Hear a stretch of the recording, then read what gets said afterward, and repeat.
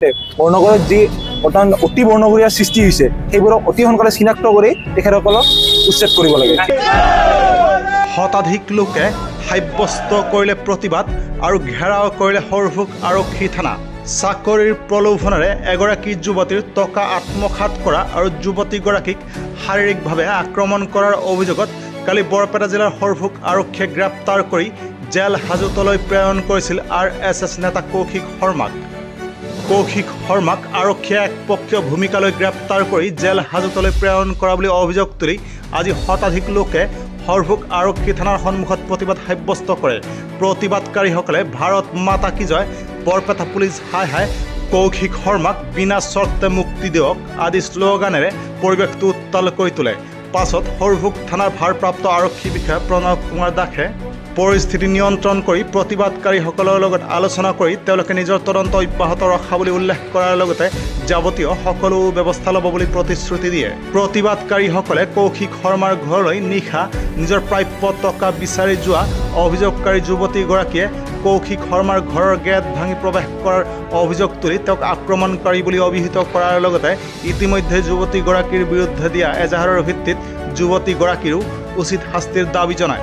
নমস্কাৰ, আপোনালোক সকলোৱে চাগে জ্ঞাত যে যোৱা পৰহি যে বৰ্ণগড়ৰ এগৰাকী সমাজকৰ্মী তথা ইমান গণ্যমান্য ব্যক্তি কৌশিক শৰ্মা ছাৰৰ ঘৰত যি নিশা প্ৰায় 9:30 মান বজাত আক্ৰমণকাৰী সোমাই তেখেতৰ ঘৰত যি আক্ৰমণ চলায়, সেই আক্ৰমণৰ ভিত্তিত আজি আমি থানা ঘেৰাও কৰিছিলোঁ। কাৰণ ন্যায় পাব লাগে। বৰ্ণগড়ৰ এগৰাকী সচেতন নাগৰিক, লগতে তেখেতে বৰ্ণগড়ৰ সুপৰিচিত এগৰাকী সমাজকৰ্মী।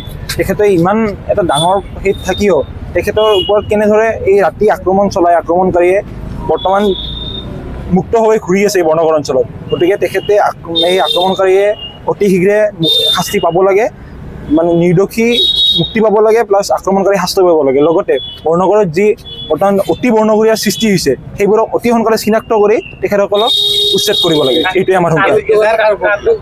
এইটো আমি উদ্যোগ মানে কোনো সেই হিচাপত আমি বৰ্ণগৰীয়া সচেতন ৰাইজ হিচাপত আজি উদ্যোগটো লৈছোঁ। কাৰণ বৰ্ণগড়ৰ এগৰাকী সমাজকৰ্মী তথা এজন সৎ ব্যক্তিৰ ওপৰত এনেকুৱা ধৰণৰ আক্ৰমণ চলাই কোনো দোষী সাৰি যাব নোৱাৰে, আমি ভাবোঁ সেইটো। আৰু আইন প্ৰশাসনক আমি এইটোৱে অনুৰোধ জনাইছোঁ যেন দোষী অতি সোনকালে শাস্তি পাওক আৰু নিৰ্দোষী মুক্ত হওক।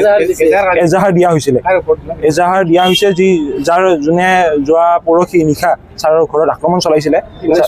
ছাৰৰ নামটো চাই গৌৰূপ্ৰিয়া নাথ, এজনী ছোৱালী এজনী, তেখেতৰ ওপৰতে এজাহাৰটো দিয়া হৈছে। কাৰণ ভিডিঅ'টো যিমান হয় আপোনালোকে চাগে ভিডিঅ'টো পাইছে আৰু তাত স্পষ্টভাৱে ওলাইছে কোনে কি কৰিছিলে বা কোনে কি কৰা নাই। ৰাতি কোনোবা এজন মানুহৰ ঘৰত গৈ নিশা গেট ভাঙি সোমোৱা, এইটো আমি আক্ৰমণকাৰী বুলি কয় সকলোকে। আৰু গতিকে দোষীয়ে অতি সোনকালে শাস্তি পাব লাগে, আমাৰ সেইটোৱে সংখ্যা। আপোনালোকৰ প্ৰতিবাদ হয়, আমাৰ প্ৰতিবাদ যেতিয়ালৈকে দোষীয়ে শাস্তি নাপায়, নিৰ্দোষী মুক্তি নহয়, তেতিয়ালৈকে আমাৰ এই প্ৰতিবাদ চলি থাকিব।